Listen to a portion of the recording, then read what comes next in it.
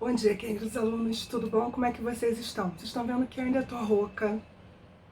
Vou tentar, levar até o fim a nossa aula, que vai ser sobre lei e norma jurídica, que a compreensão é essencial para a compreensão do próprio direito, né? Já que a gente já conversou sobre isso, o direito foi positivado, foi escrito, e por essa razão, a necessidade de se escrever o direito levou à criação humana, que é a lei. Bom, para compreender a lei, é preciso que a gente entenda não apenas o seu conceito, mas também o que é a norma jurídica. Bom, a lei foi a forma que nós encontramos e estabelecemos para que o direito, então, ele pudesse ter uma organização na sociedade e pudesse, de alguma forma, ter publicidade, ter legitimidade, ter participação popular. E com isso você facilita a aderência, ou seja, as pessoas, de alguma forma, concordarem com essa lei.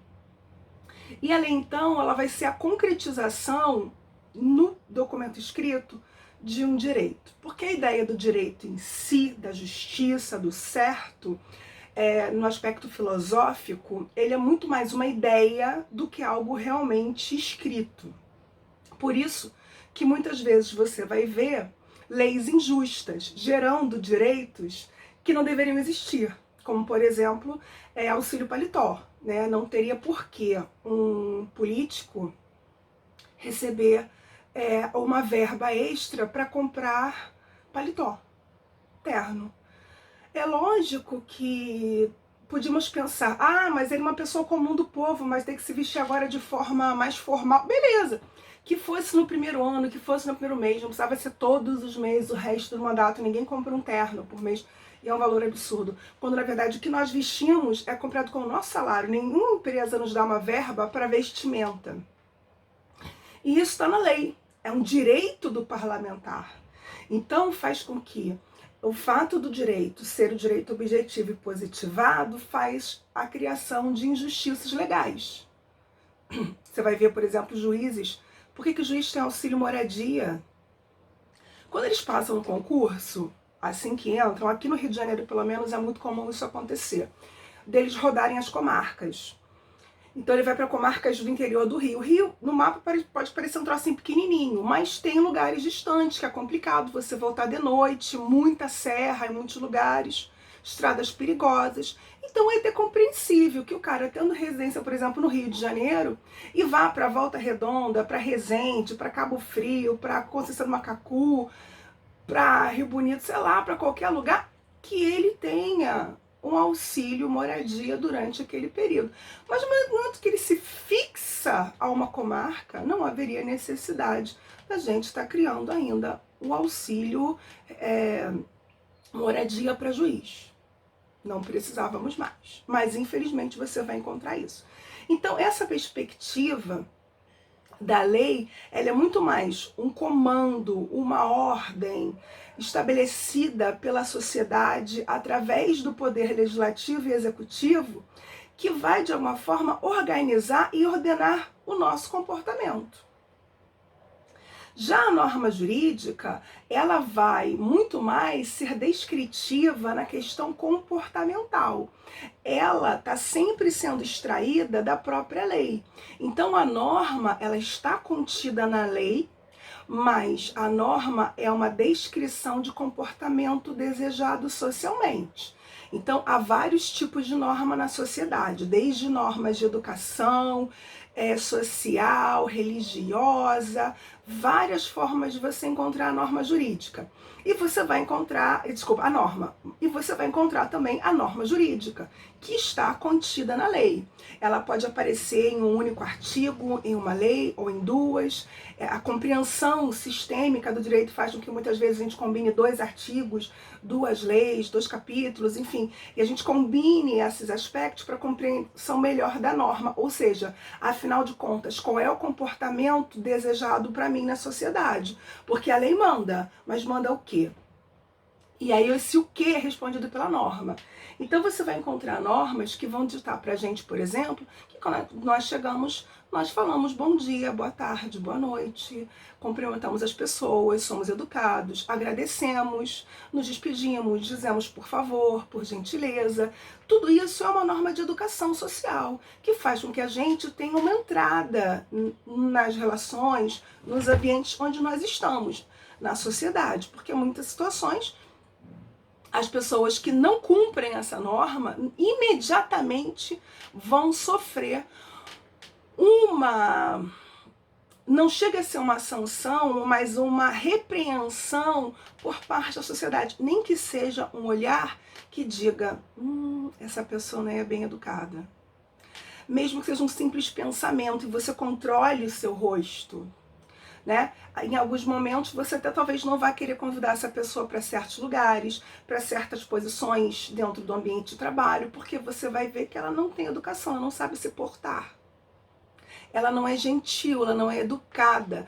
E isso não está na lei, mas a norma, ela dita comportamentos na sociedade de vários aspectos. Essas normas de etiqueta, de educação, são normas sociais. Mas você vai encontrar na própria religião uma série de normas que vai ditar comportamento, vai ditar roupa, vai ditar jejuns, vai ditar orações, horários, dias santos, alimentos que você pode ou não pode comer, lugares que você pode ir, lugares que você não pode ir, coisas que você pode fazer e você não pode fazer. Então ele funciona como um grande... A religião é um grande regulador. Essas normas estão contidas, acredita-se o religioso, nas leis de Deus. E aí chame Deus da forma que você quiser chamar, mas de um ser superior. E você vai encontrar muitas pessoas guiando o seu comportamento através das normas religiosas. E aí muitas pessoas que são religiosas mesmo de verdade dizem, o meu comportamento é guiado pela religião. Tudo que eu faço pensando em Deus. Eu faço pensando na religião tal, e no livro sagrado tal, eu pauto a minha conduta. E isso também existe na sociedade e é de uma importância enorme. Essas normas todas são importantíssimas. Até as normas de higiene, gente. Agora, nesse problema de pandemia, nós estamos aprendendo ou reaprendendo novas normas, né, de comportamento social, de lavar as mãos, de limpar e higienizar alimentos, de se comportar na sociedade, de cumprimentar as pessoas, capaz no futuro de ficar todo mundo assim, igual os orientais, não tocar mais em ninguém. Porque antes disseram que era de cotovelo, com cotovelo não dá, porque com cotovelo você tem que tossir. Antigamente você falava assim, bota a mão na boca. Agora você fala, bota o cotovelo na boca. O antebraço na boca. Então, assim, são novas normas. Que tá todo mundo se acostumando a essa nova sociedade que a gente espera muito que seja o quê? Temporária. E que está impondo regras sociais. Não existe nada na lei que diga passe álcool gel, lave a mão. Isso é uma regra que a ciência está trazendo para a gente, de higiene, e mostrando quanto a higiene é essencial para a nossa saúde. Que através de hábitos negativos de higiene, a gente aprende isso na infância. Vai dar bichinho, o bichinho vai entrar em você, vai te deixar dodói. A professora, a mãe ensinou quando você era pequenininho. E esses conceitos estão sendo retomados por uma necessidade momentânea da sociedade, mas que talvez possa realmente gerar mudança de comportamento, porque não está sendo uma coisa rápida, né? Está sendo uma coisa longa. E a educação é exatamente a repetição, muitas vezes, de hábito e a transformação do indivíduo quando ocorre o aprendizado, né? Então a educação vem, traz uma informação, você aprende, se transforma, muda a sua forma de ser, você aprendeu. Então, essas são funções da norma, realmente. Educar as pessoas, estabelecer limites para que eles possam viver em paz em sociedade. Pensando no quê? No bem comum, no bem-estar de todos, para que a gente possa viver melhor em sociedade, respeitando uns aos outros. Então, desde norma de etiqueta, social, de higiene, religiosa, você vai encontrar a norma jurídica. E por que a norma jurídica ela vai ganhar um status e vai ganhar algo mais do que uma repreensão de um olhar, de uma fofoquinha, de um riso irônico, de um deboche que muitas vezes as pessoas fazem, ou da expulsão né, de um lugar religioso. Eu não sei se contei para vocês que eu tinha uma aluna que era daquela religião, que eu nunca lembro o nome. Também não importa aqui. Que ela vestia aquelas roupas compridas, de manga comprida, aquele vestidão comprido longo, cabelo preso, não fazia sobrancelha, não pode depilar. Tá. E aí ela sempre ia pra aula assim, normal, a vida dela. Um belo dia ela eu chego na sala, tá de calça jeans e camiseta. Eu falei, ué, eu vi um susto. Eu fui até indiscreta. Eu perguntei, o que aconteceu? E ela fala, professora, eu fui expulsa da igreja.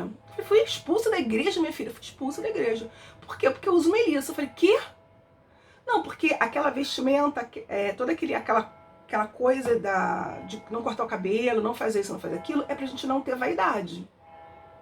E o pastor falou que eu tava todo dia com uma melissa nova. E melissa era pura vaidade, que era um sapato caro, colorido, moda, era do mundo, e que eu não tinha necessidade daquilo pra viver pra Deus. Que eu tinha que viver pra Deus sem vaidade, porque quem é perfeito, quem é maravilhoso é Deus. Eu não tenho que ficar tentando isso. E aí o pastor falou, a melissa sou eu. Escolhi a melissa. Porque eu acho que Jesus não tá nem um pouco preocupado com o que eu calço. Ele quer me ver feliz. E aí vida que segue. Parou de seguir aquela religião. Ela não estava agora com um comportamento de acordo com aquela norma religiosa. Consequência, foi expulsa. Você não lavou as mãos. Você botou a mão na boca com a mão suja, contaminada, vai ficar doente. Consequência. Então, na norma jurídica, as consequências são mais graves. Porque é como se elas tivessem sido elevadas a um patamar maior, porque através da norma jurídica, você vai encontrar a sanção, e uma sanção autorizada pelo Estado que exerce a justiça. Porque quando a gente faz o contrato social quanto sociedade, quanto povo, e cria o Estado e cria a sociedade, vocês devem ter visto isso eu acho que teoria da política, economia política. Quando você cria o Estado, você entrega parte do seu poder pessoal para o Estado. Um deles é o poder de fazer justiça, de fazer o que é certo para você, de proteger o seu direito. Então hoje, ao invés de eu tomar justiça com as minhas próprias mãos, eu vou ao juiz, eu vou à polícia, né? Isso foi entregue. E esse poder que o Estado tem é um poder que nenhuma entidade mais tem. É um poder muito maior do que a igreja, do que a família, do que a educação. Talvez nem tanto como a ciência, porque você não obedecer certas normas da ciência, você pode até morrer. Mas no caso da justiça, você vai encontrar, então, o respaldo do quê? Dessa norma estar escrita na lei. Ela ser uma interpretação que eu faço da lei. Então, a lei é o direito escrito e a norma é a interpretação que eu faço quando eu leio a lei e vejo que na norma tem o quê? Uma determinação de conduta. Então, se vocês forem lá no final da apostila, eu acho que é a página 98, você vai encontrar o Código Penal. No Código Penal, você vai encontrar o artigo 121. O artigo 121, ele vai dizer assim, matar alguém. Ele fala mais nada, ele fala matar alguém, que é o crime de homicídio. Ele não fala como, quando, onde, porquê, não, nada disso. Ele só fala matar alguém e bota ali embaixo pena. Se eu não me engano, de 8 a 20, que é a primeira pena do homicídio. E aí, essa penalização, ela me faz entender, porque não está escrito na lei, não mate. Como está nos 10 mandamentos, não matarás, não roubarás, não adulterarás. Ele não bota o não, ele não diz que é proibido, ele só bota matar alguém. Ele descreve a conduta. E embaixo você vê a pena. Então eu entendi, lendo o direito, escrito, positivado, objetivo. Qual é o comportamento que a lei quer de mim? Qual é o comportamento que a lei quer de mim? Que eu não mate. Porque se eu matar, eu vou sofrer uma pena. Que pena? Prisão de 8 a 20 anos. O que vai graduar essa pena? Como eu matei, por que eu matei, quem eu matei, onde eu matei, de que forma eu matei. Tá? Então, dentro do aspecto jurídico, você vai ter, então, a norma jurídica com uma força de adesão muito grande, porque ela tem sanção. E essa sanção tem um poder de punição muito grande na sociedade. Ela pode tirar a tua liberdade, ela pode tirar os teus bens, ela pode te impor um trabalho forçado, que é o trabalho, na verdade, é mais uma forma de dizer, mas que é a pena alternativa de trabalho social, trabalho comunitário. Mas é uma coisa que você não quer fazer, você vai fazer para fugir da prisão. Ela pode impor o desfazimento de um negócio, ela pode impor uma multa. Então, e tudo isso são coisas que você normalmente não quer fazer. Você vai fazer porque você vai ser pressionado pelo Estado, através da força do Estado, de toda a sua máquina da justiça, para fazer com que você cumpra a lei. E aí, cumprindo a lei, ou até mesmo lendo a lei e compreendendo essa questão, eu percebo que qual o comportamento que a lei quer de mim, o que eu faço, se eu fizer aquilo que a lei não quer, o que vai acontecer, e aí por um caráter educativo, né, de medo de pensar, eu não quero perder minha vida, eu não quero ir pra cadeia, eu não quero destruir tudo, eu não quero não sei o que lá, eu não quero ser criminoso, e aí eu não cometo. Que pensar em matar alguém todo mundo já pensou. Rara pessoa que nunca pensou em matar alguém. Então vamos ver agora as características da norma jurídica e, por via de consequência, elas também são características da lei, tá? Porque se a norma está contida na lei, tudo que está caracterizado dentro da norma também está caracterizado na lei, tá bom? Característica da norma jurídica, a primeira que nós vamos ver é a bilateralidade.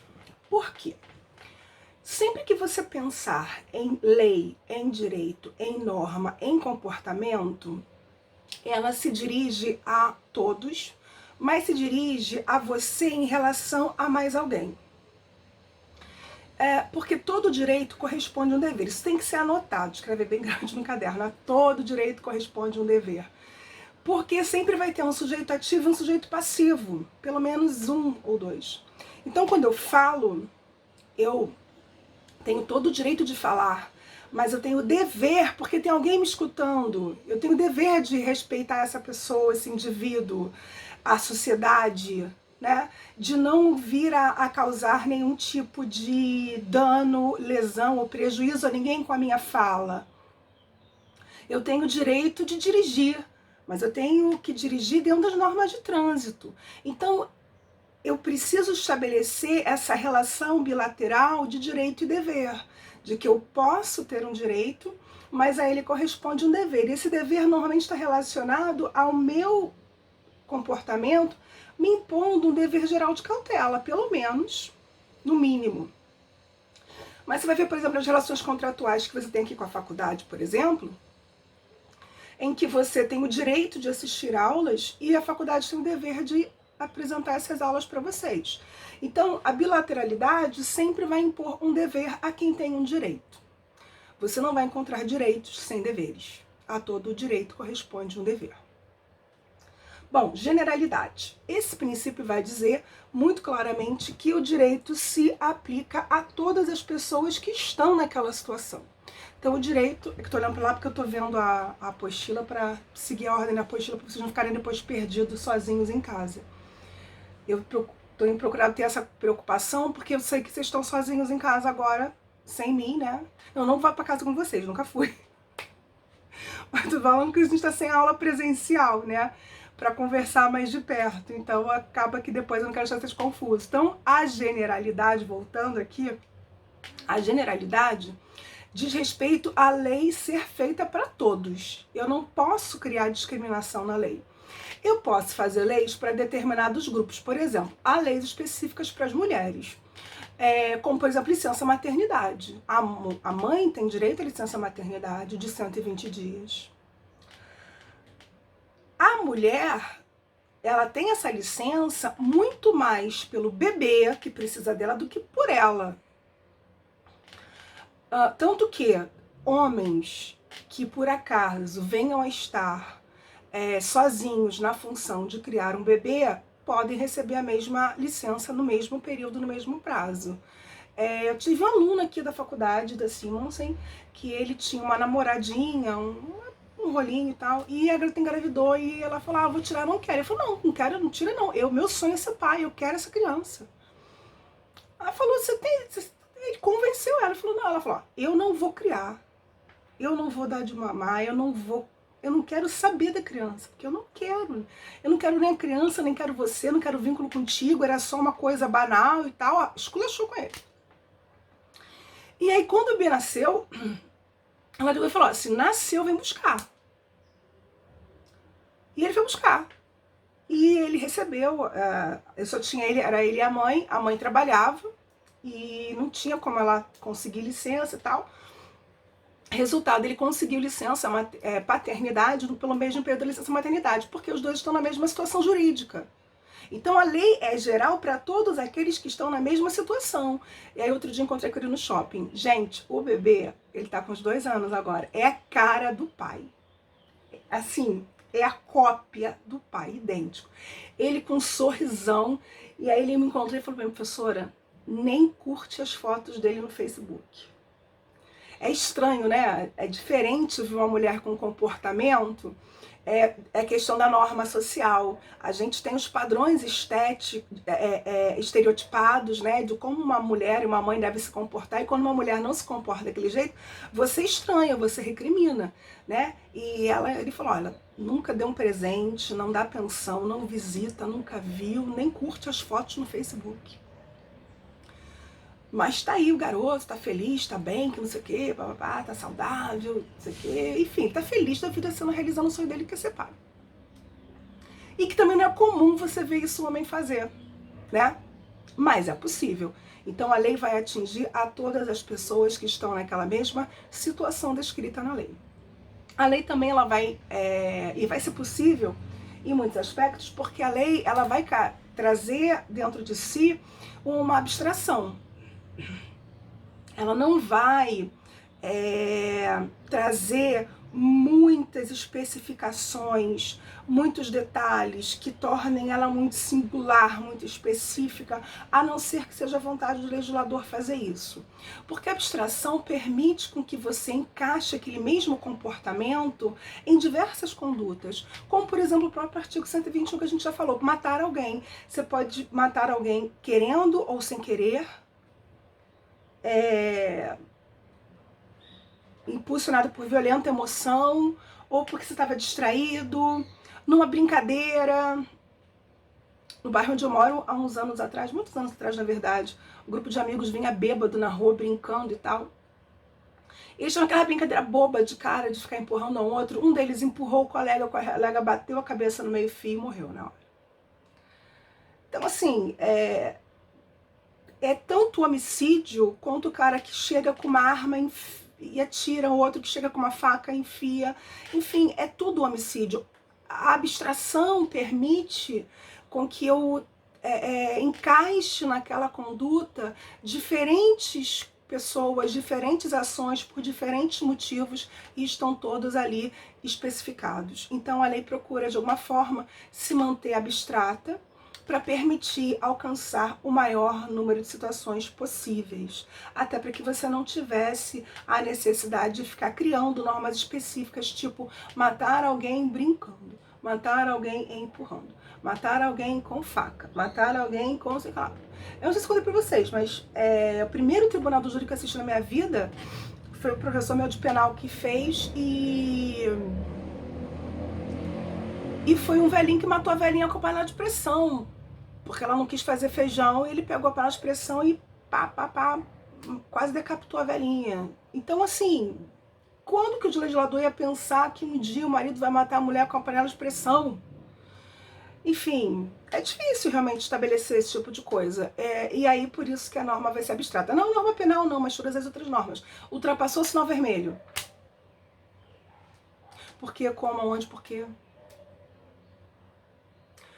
Os motivos, as causas, depois elas podem ser causas de exclusão de ilicitude, de atenuantes, de agravantes. Você vai ver cada caso, cada situação, por aí vai. A imperatividade é exatamente porque a norma precisa ter um poder de ordem, de mando, de comando, de dizer que ela é obrigatória e tem que ser cumprida por todos enquanto ela for eficaz, enquanto ela estiver em vigência. Então, a lei é dotada de imperatividade, a norma é dotada de imperatividade, porque ela comanda as nossas condutas, os nossos comportamentos. E, por último, a coercibilidade ou sanção. A coercibilidade ou a sanção é exatamente o poder de punir que o Estado traz e que vai fazer com que as condutas muitas vezes nem aconteçam por medo da punição. E se acontecerem, elas serão punidas. Para aquele que está pensando em fazer, veja o outro punido e não faça. E para aquele que foi punido, mude o seu comportamento. Então, o objetivo da pena não é uma vingança da sociedade contra o criminoso ou contra a pessoa que infringiu a lei. A pena é para que você não faça mais isso e mude o seu comportamento. O objetivo é a ressocialização, desde a multa que você recebe no trânsito, para que você não descumpra as normas de trânsito, até a lei penal, até os aspectos de sanção civil. Então, é simplesmente uma forma de moldar comportamento através da força. Eu não acho que é melhor aspecto, não. Acho que a educação, ela ela opera transformação através do aprendizado e molda comportamentos muito melhor. Você vai ver, por exemplo, você vai no metrô do Rio de Janeiro, você tem catracas, você tem segurança, você tem guarda, você tem câmera, tudo para fiscalizar se você pagou o bilhete ou não. Que é um troço tão barato, assim, não sei, eu entendo que para todo mundo que se paga todo dia é caro, mas não é $1 milhão, né? Não é R$100, é o quê? R$4, R$5. Enfim, a gente é uma sociedade tão violenta e tão miserável que as pessoas precisam arriscar a vida num trem, por exemplo, pulando a linha, andando pelos trilhos, para não pagar o trem. Se acotovelar no BRT, destruir quase a ideia do BRT para não pagar a passagem. Então, assim, enquanto em outros países, isso não existe. Você vai para Berlim, por exemplo, para a Alemanha, você não vai encontrar uma roleta no metrô, nenhum lugar. Você compra o bilhete e você não apresenta lugar nenhum para ninguém. E pode ser raro, não é sempre não, que apareça alguém pedindo para você o seu bilhete. Se você não apresentar o bilhete e eles pedirem, você paga a multa.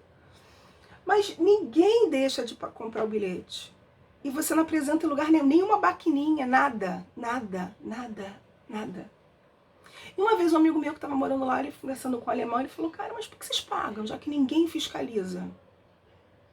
Aí ele, não te entendi, mas por que eu não pagaria?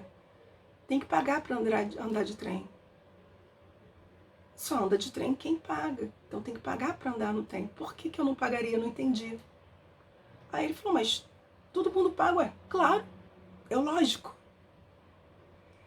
E lá não tem essa visão de tirar vantagem de ninguém, como a gente tem aqui no Brasil. Do tipo, me sacaneiam tanto, então sempre que eu puder sacanear, vou sacanear também. É um pouco assim a nossa vida na nossa sociedade. E isso é muito triste. E aí você precisa de uma força de coação muito grande, uma fiscalização enorme, uma energia gasta, um trabalho, um dinheiro, porque as pessoas não têm educação. Né? É triste isso. Ou porque as pessoas estão num estado de necessidade tão grande, que elas precisam se colocar em risco para sobreviver. É triste. Bom, vamos falar então, aqui eu trouxe alguns conceitos de lei, eu vou ler para vocês alguns conceitos e a gente vai discutir um pouquinho. Montesquieu vai dizer que lei designa as relações derivadas da natureza das coisas. Quer exprimir relações entre fenômenos. O direito é a parte integrante da conduta que deseja impor. Então, ele vai designar exatamente como é que as coisas vão ser. E que natureza elas terão, o que elas são, o que elas não são. Quem dita? A lei. Essa é a visão de Montesquieu. Você vai encontrar, por exemplo, no Castro Belo, que a lei é a parte integrante da conduta que deseja impor. Claro. Sem a lei não vem a norma. Senão ela vai ser uma norma social, vai ser uma norma de comportamento, uma norma de etiqueta, uma norma religiosa, sem a sanção que o Estado tem a possibilidade de ter e que vai realmente impor condutas muito mais no aspecto concreto e prático do que simplesmente se você fizer isso você vai para o inferno.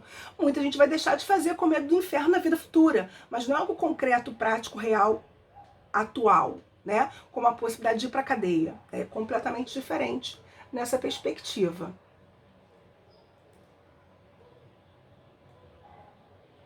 E aí a lei, então, vai trazer vários aspectos importantes que são as funções, que é, primeiro, atribuir os comportamentos à sociedade, e com isso ela cumpre a função organizatória porque se organiza. Tem um vídeo na internet que é muito interessante mostrando o trânsito num país, alguns dizem que é a Índia, não sei se realmente é. Mas ninguém respeita a regra e não tem sinal, não tem linha, não tem nada. É um amontoado de pessoas assim. Só que quando você estabelece que um para, o outro anda, o outro atravessa, esse é o seu comportamento, porque o outro vai ter esse, eu organizo e trago segurança. E você vê como o descumprimento da norma traz uma loucura na gente. Aqui no Rio, onde eu vivo, a gente tem que esperar o sinal fechar, olhar para os carros se eles pararam e depois atravessar. O que faz com que você tenha que colocar um tempo maior de segundos, é pouca coisa, mas de segundos, porque hoje se sabe que o carioca, ele não confia no sinal. E ele não pode confiar no sinal. Ele tem que esperar as pessoas pararem. E é assim que você ensina as crianças hoje a atravessar a rua também. Você fala, você observa o sinal fechou, vê se todo mundo parou, aí você vai. Quando você vai para outros lugares fora do Rio de Janeiro, até mesmo dentro do Brasil, onde não há sinal de trânsito, por exemplo, Gramado não tem, e as pessoas param o carro por educação de trânsito, porque viram um pedestre que quer atravessar, e a prioridade é do pedestre pela lei, é chocante. No começo, primeiras vezes que eu fui para fora do Rio, eu achava assim, assombroso, porque eu vim de uma realidade, de uma forma de viver, e fui para outra cultura, outra forma de viver, outra forma de ser, e no começo eu não confiava, depois a gente passa a confiar e acreditar no outro, coisa que no Rio a gente perdeu, é uma pena, né? Bom, para concluir, a ordem jurídica, então, é o conjunto das leis e das normas jurídicas que vai fazer a criação e o surgimento de um sistema de pensamento, de uma forma de ver a sociedade, as relações comerciais, o casamento, a herança, a família, os contratos, até mesmo a economia, os tributos, as leis, enfim, eu organizo um sistema. E isso vai ditar, né? E ele tem que ser harmônico entre si, ele vai ditar como um todo as regras para toda a sociedade. Desde como você vai fazer um trabalho acadêmico, tem normas da ABNT, como tem para a construção de um prédio, como para fazer uma máscara. Aquela máscara que todo mundo deseja, que é a N95, ela está especificada na Associação Brasileira de Normas Técnicas, que é a ABNT, especificando que material que é usado, como é fabricado, de que forma é feito, para que ela possa ter eficácia.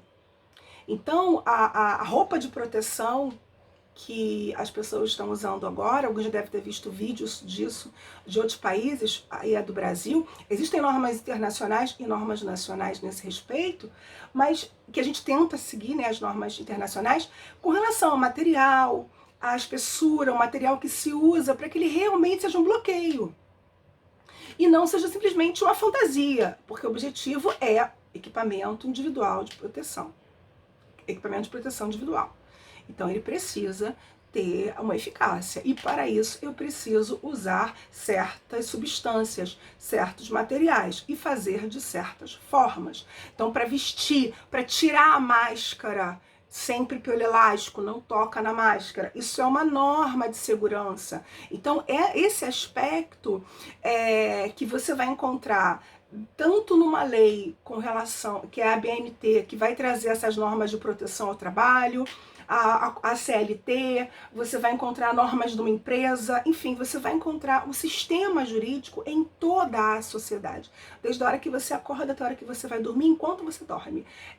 Desde o minuto que você nasce até o último segundo de vida, você está imerso no direito e regulado pela ordem jurídica, pelo sistema jurídico, no caso do Brasil brasileiro, porque é o país onde você está. Se você for para fora do Brasil, você vai estar regulado e imerso, mergulhado no ordenamento jurídico e no direito daquele país. Tá bom, pessoal?